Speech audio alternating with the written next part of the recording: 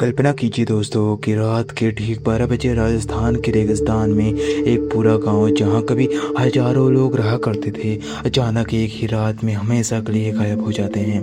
ना कोई लाश मिले, ना कोई युद्ध हुआ, ना किसी ने उन्हें जाते देखा। आज भी उस गांव की टूटी हुई गलियों में रात के समय अजीब आवाजें सुनाई देने के दावे किए जाते हैं। लेकिन सबसे बड़ा सवाल आज भी वही है, आखिर उस रात कुलधरा में ऐसा क्या हुआ था जिसने पूरे गांव के इतिहास को सबसे रहस्यमय गांव बना दिया।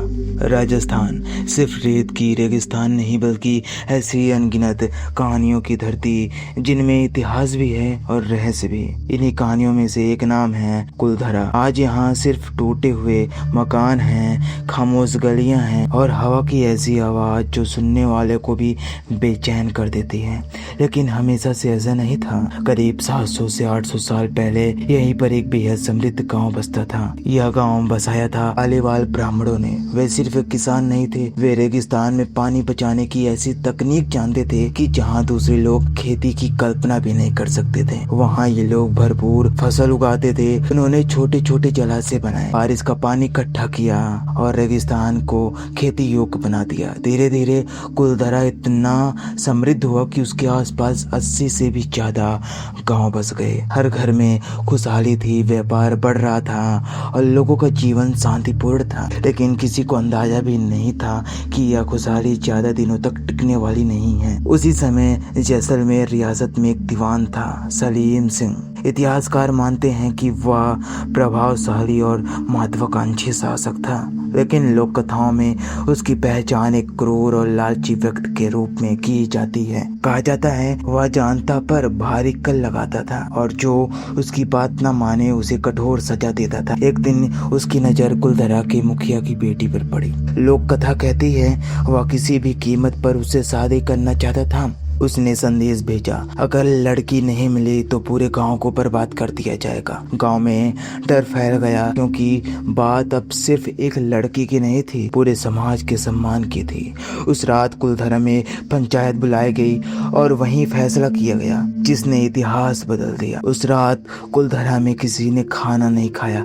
हर घर में सिर्फ एक ही सवाल था, क्या अपनी बेटी को बचाया जाए या पूरे गाँव को छोड़ दिया जाए। बुजुर्गों ने पंचायत बुलाई, महिलाएं रो रही थी, बच्चों को समझ नहीं आ रहा था कि आखिर अचानक सब इतने परेशान क्यों हैं। और तभी गांव के सबसे बुजुर्ग व्यक्ति ने ऐसी बात कही जिसने वहां बैठे हर इंसान को खामोश कर दिया, अगर आज हम झुक गए तो आने वाली हर पीढ़ी गुलामी में जिएगी।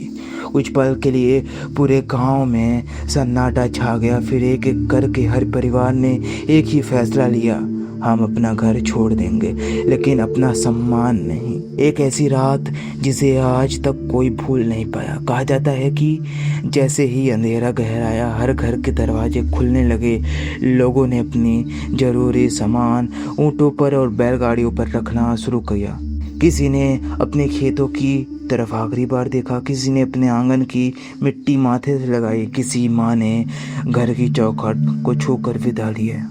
और छोटे छोटे बच्चे जिन्हें अभी तक समझ भी नहीं आया था कि यह आखिर हो क्या रहा है, वे अपने माता पिता के हाथ पकड़कर चुपचाप चल पड़े। कहा जाता है कि उस रात सिर्फ कुलधरा नहीं बल्कि आसपास के 84 पालीवाल गांव भी लगभग एक साथ खाली कर दिए गए। यह विवरण लोक कथाओं का हिस्सा है। इतिहासकार इस संख्या और एक ही रात में पलायन की पुष्टि नहीं कर पाए हैं, लेकिन यह कहानी पीढ़ियों से सुनाई जाती रही है। सुबह हुई लेकिन गांव बदल चुका था।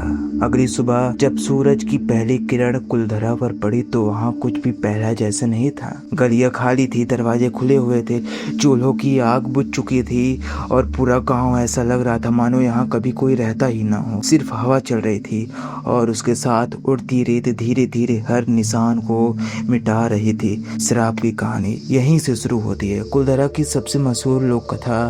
कहा जाता है कि गांव छोड़ने से पहले पालीवाल ब्राह्मणों ने यह श्राप दिया, जो भी इस गांव को फिर से बसाने की कोशिश करेगा वह कभी यहाँ शांति से रह नहीं पाएगा। इस श्राप का कोई ऐतिहासिक प्रमाण तो मिलता नहीं है, लेकिन स्थानीय लोगों के बीच यह कहानी आज भी बहुत प्रसिद्ध है। कहा जाता है कि बाद में कई लोगों ने यहाँ बसने की कोशिश की, लेकिन किसी ने पानी की कमी का सामना किया, किसी ने कठिन रेगिस्तान परिस्थितियों के कारण गांव छोड़ दिया और समय के साथ यह जगह फिर से वीरान हो गई। दिन में यहाँ पर्यटक घूमते हैं, लेकिन जैसे जैसे सूरज ढलता है माहौल बदलने लगता है। रेत पर चलती हवा, टूटे हुए मकानों की खामोशी और चारों तरफ फैला सन्नाटा लोगों की कल्पना को और भी गहरा कर देता है। इसी वजह से कई पर्यटकों ने दावा किया है कि उन्हें यहाँ अजीब आवाजें सुनाई दी या ऐसा महसूस हुआ जैसे कोई आसपास मौजूद है। हालांकि इन दावों की वैज्ञानिक पुष्टि नहीं हुई, लेकिन क्या यह सिर्फ लोगों का वहम है या फिर क्या कुलधरा के खंडहर आज भी